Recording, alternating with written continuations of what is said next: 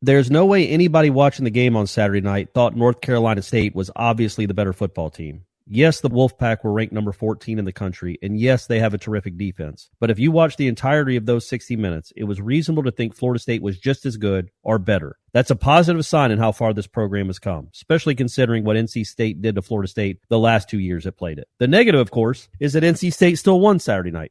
The Seminoles still lost and are now 4-2 on the season with ho-hum Clemson coming to town. So good luck. There are a variety of reasons Florida State blew that game in the second half after playing arguably its best half of the year before that. But the overall theme is pretty simple. Too many mistakes and too many critical moments to win a game like that. Florida State head coach Mike Norvell said as much after the game and then again on Monday during his weekly press conference. But I thought it was what offensive coordinator Alex Atkins said that was the most insightful. There are certain guys that showcase that reliability that you're going to go to, Atkins said. It becomes players and not plays. That's what it has to be. And those guys want those moments. But it's just learned behavior right now. As I'm watching this cycle kind of go through since I've been here, first it's can you even win a game? Then it's can you win close games? Now it's becoming can you beat good teams when it's coming down to the wire? So it's that continued progress of learned behaviors we're going through. And it's hard lessons to learn. Amen to that, because Saturday night was really hard. There were so many critical mistakes in that game that it's hard to even rank which ones were the most backbreaking. And I'm not going to sit here and list them all, but I start with the drops. What better place to start? The last play of the first quarter was a beautifully thrown ball by Jordan Travis to Malik McClain in the end zone. And the FSU receiver simply dropped the ball. Now, it wasn't the easiest catch, but it's one that a receiver at Florida State should make. And it's one that he has made before. And it wound up costing the Seminoles 7 points. But not to be outdone because Malik McClain was far from the only receiver dropping passes. On the very next play, it was a 4th and 3, and Johnny Wilson drops a pass that would have been good for a first down and kept the drive alive. Now, there's no way to know how that drive would have ended because Florida State does have some kicking issues, but a first down inside the 20 you would hope result in some points. So instead of 7, or perhaps 3, FSU gets 0. And remember, they lost by 2. Let's fast forward to FSU's next drive. The Seminoles have 2nd and 4 at the NC State 21. Travis completes a short pass to Cameron McDonald that would have set up a 3rd and short right around the Wolfpack 20.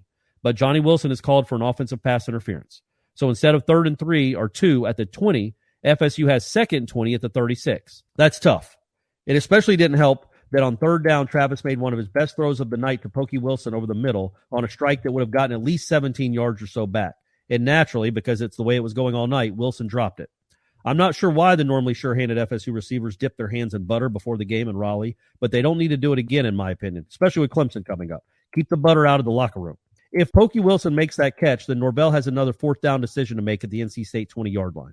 Or if the other Wilson isn't called for OPI, the Seminoles are already in the red zone. Either of those were much better alternatives than the reality of what happened, a punt.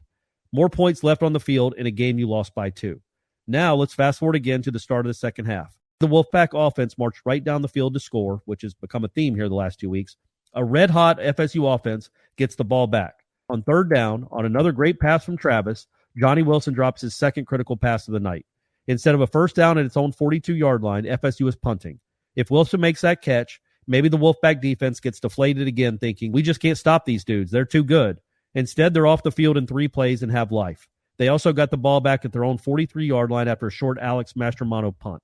In that second half, FSU had the ball deep in its own territory essentially the entire time, while NC State got the ball around midfield, or at the FSU 13 after the craziest punting sequence you'll ever see. Norvell mentioned it on Monday that it was not a good night for the punting unit, and that's putting it mildly. Not just the illegal ones either. Mastromano had been pretty darn solid all year, but he failed to flip the field in any meaningful way in that game with the game on the line, and that didn't help matters. Neither did the personal foul by Dylan Gibbons. Norvell brought that up again on Monday after bringing it up Saturday postgame. Instead of 3rd and 1, in a drive that desperately needed to move the chains and produce some points, Gibbons handed the FSU offense a 3rd and 16 with a block that lasted a wee bit too long after the whistle.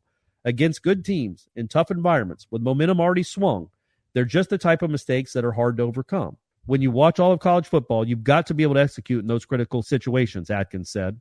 We've got to do a better job when it's needed. And yet, even with all of this, the drops, Marqueston Douglas had another one in the 4th quarter. Now, the hit was hard, but it was in his hands. And the interception by Travis in the 4th quarter as well. Even with all that, and the continual runs into a wall of red on first down from the offense, the Seminoles still had a chance to win in the final minute of the game. Johnny Wilson did go make a play in a critical situation to get FSU out of a hole. Lawrence Toafili did make 2 contested catches on the drive and then had a tough run on 3rd and 1 to pick up a critical first down deep in NC State territory.